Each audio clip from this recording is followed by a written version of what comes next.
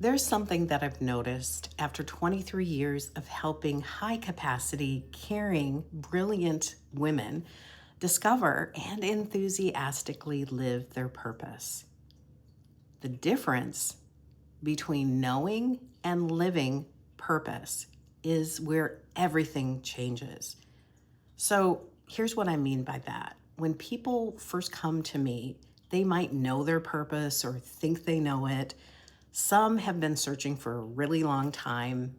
Some have used free or one-size-fits-all resources or articles or books. And then they feel frustrated because nothing tangible changes.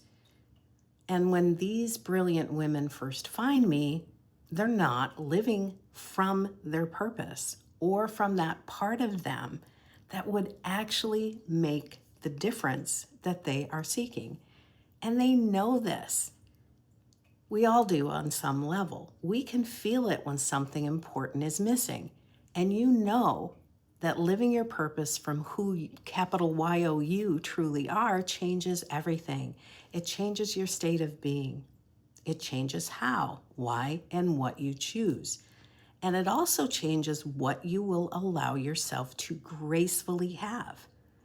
And until we get this, we keep struggling with resistance, inner friction, and what we label as fear, thinking that is the problem.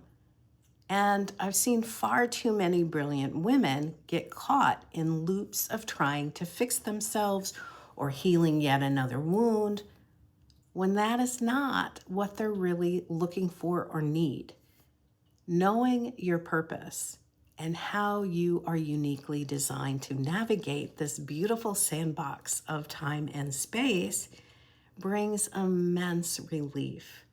You understand why you are the way you are. You stop making yourself wrong, and the doorway opens to a richer, deeply fulfilling life that is not determined by how much you do or sacrifice for others. Living your purpose brings coherence and flow. It allows you to unapologetically navigate life from soul truth, your truth. If you've ever struggled to find or live your purpose, then this conversation is for you. So here's what's happening. There is a season in life when we go searching, when we ask, who am I? Why am I here? What is my purpose? And when you gain clarity, it feels powerful. You feel seen. You feel genuinely validated. You feel grounded and excited about life again. And you stop feeling like your life is a problem to solve. You get that you are not meant to be a copy, but you are uniquely designed for a purpose, for what you chose to experience and learn and contribute when you stepped into a human body. And this is so freeing. But insight alone doesn't reorganize your life. This is where step 2 is required, because there's a huge difference between knowing your purpose and living it from the heart and soul of who you are. And living your purpose, it requires something different. It requires alignment in action. It requires releasing what no longer fits. It requires embodying your sovereignty. And that's where many people quietly stall. Here's what most people don't realize. You were not born to fit in. You were born to be capital Y-O-U. And if you're watching this, you were born to lead from your soul truth. But as children, we adapt. We learn how to belong. We learn what is welcomed and what isn't. We soften the edges. We amplify acceptable traits. And we tuck away the misunderstood ones. That was intelligent for that season. But adaptation is not the same as genuine soul expression. So when you think you know your purpose, but you are still operating inside an identity that was actually constructed to belong, there will naturally be inner friction. You may have some clarity, but you haven't fully released the false layers yet. That step is required if you want to live a fully expressed, authentic life. Being on purpose means allowing your soul truth to reorganize how you choose, how you speak, create, and participate in this sandbox of time and space. So let's look at what living your purpose actually looks like. And we'll also look at what it doesn't, so you can recognize the differences. Living on purpose does not mean becoming louder, becoming more impressive, being the most expressed, or the most popular on social media. It means letting go of what you are not. It means reclaiming the parts of you that felt too much, the parts that felt not enough, the gifts that didn't fit someone else's idea of good, normal, or successful, or what you could build a career doing. And you are reclaiming the qualities that you minimized in order to fit in using someone else's definition of success. Living on purpose means you stop adapting at the cost of your soul. Yes, you still have social intelligence. You still have discernment. You still know how to navigate rooms. But now you are choosing consciously from your soul. So you are no longer adapting yourself or abandoning your truth just to keep others comfortable. If you feel a subtle longing, if you know your purpose, but it hasn't given you inner peace and deep fulfillment, it doesn't mean you're lost. It could mean that you're treating your purpose like it's a job description. It could mean that you think your purpose is only one thing, or that it's never meant to change, or perhaps you haven't fully embodied it yet.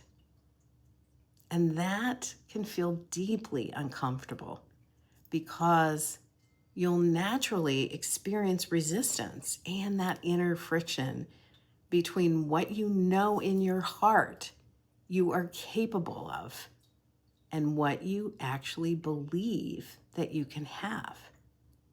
And when your voice is muted, when your natural rhythm is suppressed, when your creativity is filtered or watered down or unexpressed, there will be a quiet emptiness, not always dramatic, just persistently present. That emptiness isn't failure, it's unused life force.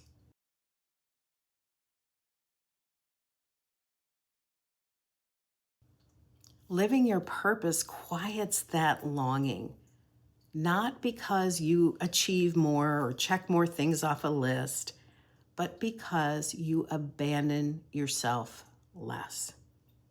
Here's the real shift. Knowing your purpose happens in your mind. Living your purpose changes who you are willing to be. It's when you stop apologizing for taking up space. You stop performing for approval or to please others. You stop defining yourself by external standards. You start belonging to yourself first.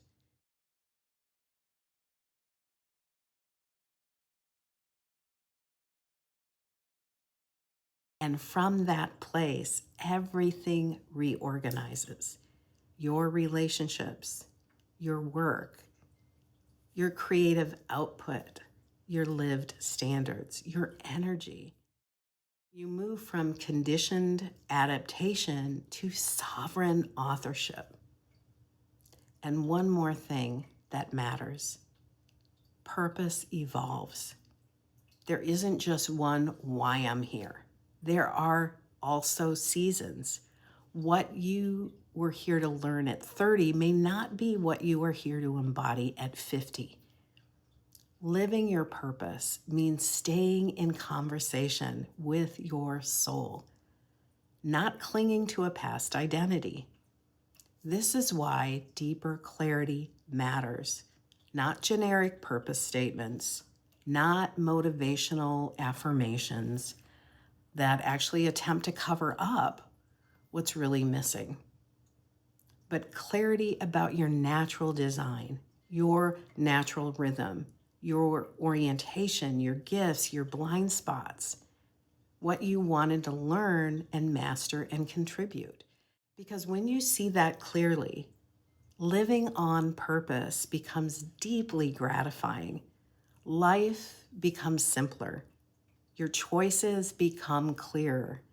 And you stop searching for the aspects of yourself that were previously denied or diminished, and you see their value and you give them your voice. You find and express your inner magic, and you realize the treasure you've been searching for was never outside of you. It was always you. You were never meant to abandon yourself in order to belong. You were meant to belong to yourself first. And when you do, you don't just know your purpose, you live it. And that changes everything. If this message resonated with you, give this video a thumbs up and let me know in the comments where you're listening or watching from. This channel is a place where we explore how to live from soul truth with grounded humanity and purpose. And if you know that you are ready for soul level clarity about your unique journey here and what this season of your life is truly asking of you, that just might be your soul nudging you to take an important next step. If so, you'll find a link below and in the description box about working with me that you can explore. Thank you for watching, and I will see you in the next video. Bye for now.